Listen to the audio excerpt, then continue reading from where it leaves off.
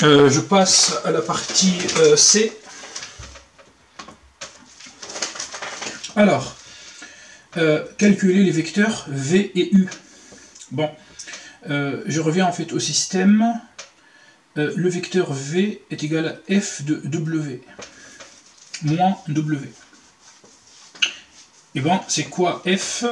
F est l'endomorphisme de R3, donc c'est-à-dire de R3 dans R3, dans la matrice représentative dans la base canonique de R3, et A. Donc je reviens à la matrice A. Donc A, c'est la carte d'identité de F. Donc j'écris... allez, on veut V. Donc V, c'est F de W moins W. Puisque la matrice de F dans la base canonique est A, donc F de W, donc je vais multiplier la matrice A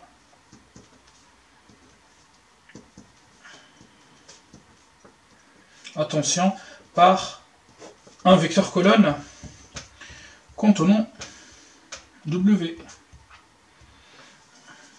On n'a pas le droit. Donc en fait, ce produit matriciel est correct. Pourquoi? Car la matrice A est une matrice 3-3. Ce vecteur qui représente W, mais sous forme d'un vecteur colonne, est une matrice 3-1. Donc 3 est égal à 3. Enfin, 3 colonnes ici. J'ai 3 lignes ici. Donc je supprime 3-3. Donc je finirai par un vecteur colonne 3-1. Donc moins W. D'accord? Allez. Donc en fait, dans le brouillon, vous allez translater ce vecteur en haut. Donc 0 fois 1, 0, 0 fois 1, 0, donc 2 fois 1, donc j'obtiens 2. Puis 1 fois moins 1, c'est moins 1, 0 fois 2, 0, donc, 2, donc 1. Puis moins 3, plus 1, donc 4. Oui, pardon, je répète. 1 fois moins 3, c'est moins 3. 0 fois 3, c'est 0. 1 fois 1, 1, donc moins 3 plus 1, moins 2. Attention, attention aux fautes de calcul, donc prenez votre temps. Voilà, il vous reste en fait les decks et les sec2, sec1, HEC et Lyon, le ML. Donc là, dans une série. Allez, 2 moins 1, ça donne 1, 1 moins 0, 1, moins 1, donc moins 3. Voilà, a priori, le vecteur W. Je suis en train de faire le calcul d'une manière directe. Donc, l'astuce ici consiste à... puisque nous, on ne connaît pas l'expression de F, mais on connaît plutôt sa matrice dans la base canonique. Donc, F de W, c'est A fois un vecteur colonne qui contient W. Apprenez cette astuce par cœur. Enfin, c'est pas une astuce en fait, c'est une formule du cours. Maintenant, je passe à U. Donc, U, c'est F de V moins V, qui s'écrit comme la matrice A.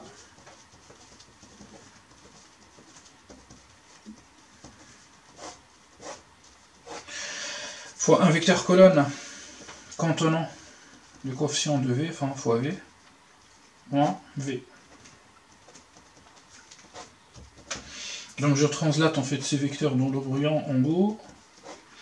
Allez, 1 fois 0, 0, 1 fois 1, 1, moins 6, donc moins 5, puis moins 1, 2, donc 1, moins 6, moins 5. Puis moins 3, plus 3, 0, moins 3. Moins 1, 1, moins 3. Donc on obtient moins 6 et 0. Moins 3 plus 3, donc ça donne 0. Voilà U.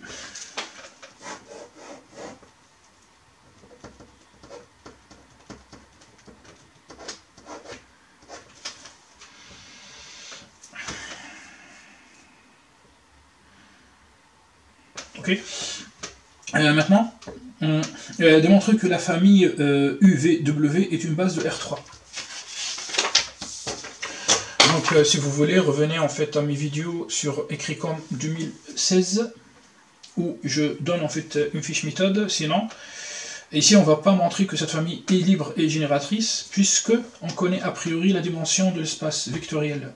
Donc il suffit de dire, donc c'est la question 8b, partie C. Il suffit de dire que dim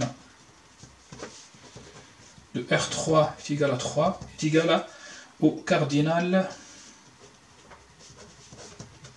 de B'. Bon, je commence par soit B' égale à UVW. Le cardinal de B' est égal à 3, est égal en fait à la dimension de l'espace 3. Il suffit de montrer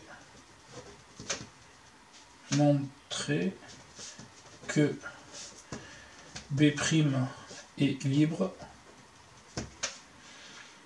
pour dire que B' forme une base de R3. Donc, allez, on veut montrer que B' est une famille libre. C'est pas grave, allez, il faut écrire. C'est une famille libre.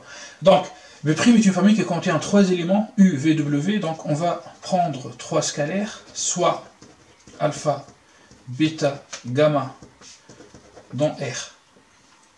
Donc, et l'idée est de montrer que si alpha U plus bêta V plus gamma W est égal au vecteur nul de R3, 0, 0, 0, alors alpha est égal à bêta, est égal à gamma, est égal à 0. Donc je commence à gauche.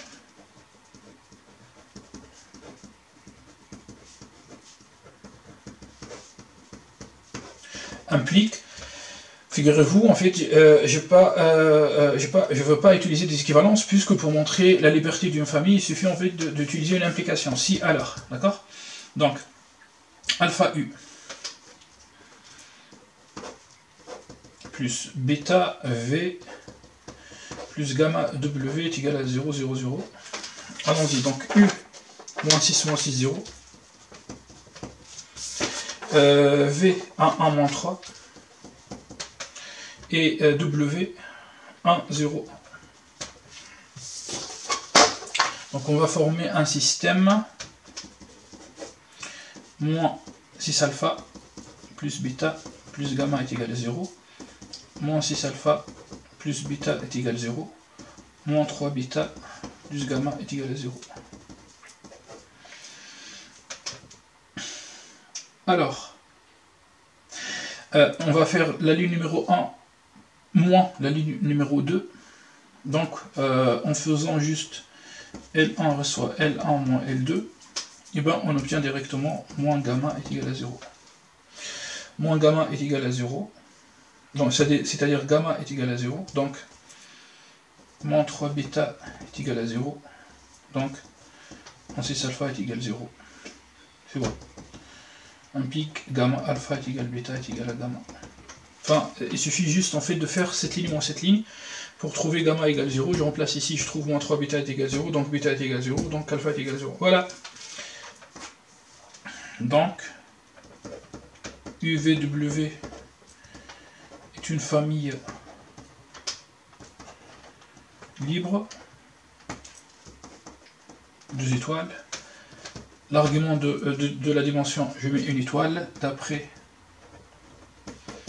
étoile et 2 étoiles, B' est une base de R3. Donc nous avons en fait réussi à fabriquer une deuxième base de R3 avec, je rappelle bien sûr, la base canonique. Allez, la base canonique. Donc maintenant la question d'après c'est déterminer la nouvelle matrice de F dans la base B'.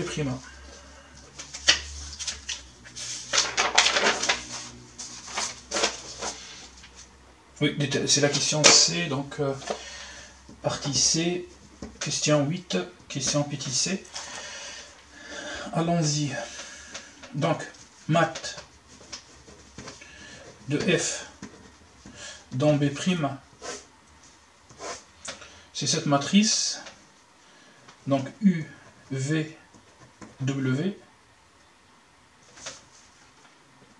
Oui, puisque je vais exprimer, et ici je mets F de U, F de V, F de W. Allez, je commence par F de U. F de U. Nous avons calculé cette quantité. Non, on n'a pas encore calculé cette quantité. Non, on n'a pas encore calculé cette quantité. Bon, allons-y. F de U. Donc c'est A fois U. Donc U. Et U, voilà, moins 6, 0. Donc A.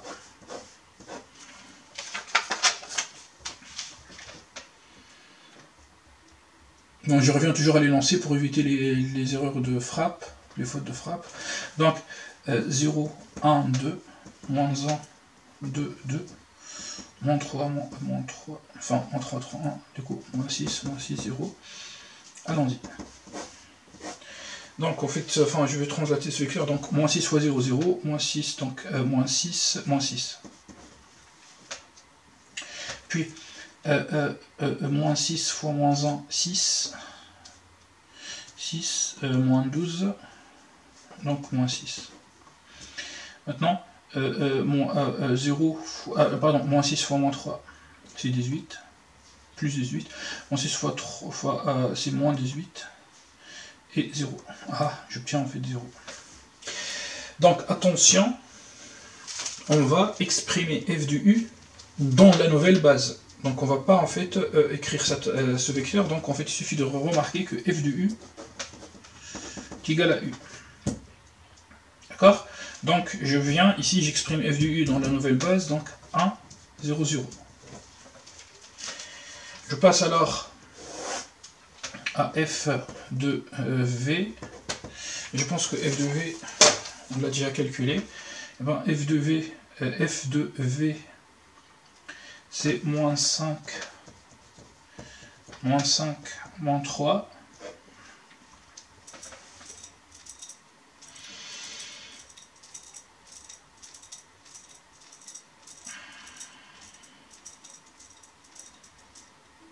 Ah, d'accord.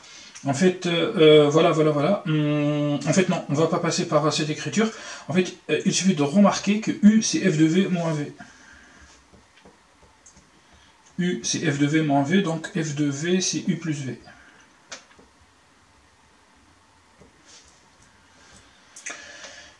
Voilà, donc, je reprends, donc f de v, non, on ne va pas utiliser ce calcul implicite. En fait, on va prendre cette relation, U est égal à f de v moins v, donc f de v c'est u plus v. U plus v, je viens ici, u plus v, donc 1 fois u, 1 fois v et 0 fois w. Très bien, puisque f de v s'écrit en réalité comme 1 fois u plus 1 fois v plus 0 fois w. Je fais pareil pour f de w. En fait, pourquoi je suis revenu à ce système, car après, en fait, imaginons si vous allez faire cette faute. F de v, c'est moins 5, moins 5, moins 3. Puis ici, en fait, vous allez trouver des difficultés pour exprimer ce vecteur en fonction de u et v. Sauf si vous êtes très fort, vous allez dire, ah, moins 5 c'est 1 plus moins 6, moins 5 c'est 1 plus moins 6, et moins 3 c'est moins 3 plus 0, donc u plus v. Mais moi je suis pas fort. Bon, je rigole. Donc allez, je reviens maintenant à, donc pour calculer f de w, j'utilise la deuxième équation, donc c'est v plus w, donc en réalité f de w s'écrit comme 0 fois u plus 1 fois v plus 1 fois w. Donc 0, 1, 1. Et boum, on tombe en fait sur la matrice T. Très bien. Ok, donc déterminer la matrice représentative de f dans la base B'. Maintenant, en déduire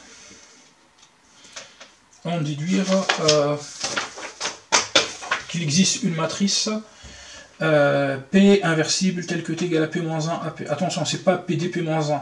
Ouais, c'est T égale à P-1 AP. Et ben, c'est la relation qui fait appel à la matrice de passage entre deux bases. Cette relation, normalement, c'est la dernière formule du programme d'algèbre de première année, je crois. Ou bien, en fait, du programme d'algèbre du début de l'année. Normalement, en CE. Allez, donc 8D. Enfin, beaucoup d'étudiants ont oublié cette formule. Donc, on va dire soit P, la matrice de passage de la base B à la base B'. Donc, P, en fait, normalement, logiquement, on va écrire la matrice de passage de B à B'. Donc, ici, on va mettre E1, E2, E3, U, V, W. Et non, et ben, c'est faux. En fait, la matrice de passage n'est pas logique. Donc, en fait, c'est la matrice de passage de B à B'. Donc, ici, on va mettre les vecteurs U, V, W. Et sur la colonne, on va mettre E1, E2 et E3. Puisqu'en fait E1, E2, E3 est la base canonique, donc on va mettre directement UVW. U, donc moins 6, 0, plus 1, 1, moins 3, puis 1, 0. Voilà P. Donc P est une matrice de passage entre deux bases, donc par définition P est inversible. P est inversible. Or, T c'est mat de F dans B'. A, c'est la matrice de F dans B. Donc, T est égal à P-1 à P. Voilà, donc finalement, nous avons montré l'existence de matrice inversible P, qui s'écrit sous cette forme, et personne ne vous demande de calculer son inverse. C'est du perdre du temps. Donc maintenant, maintenant,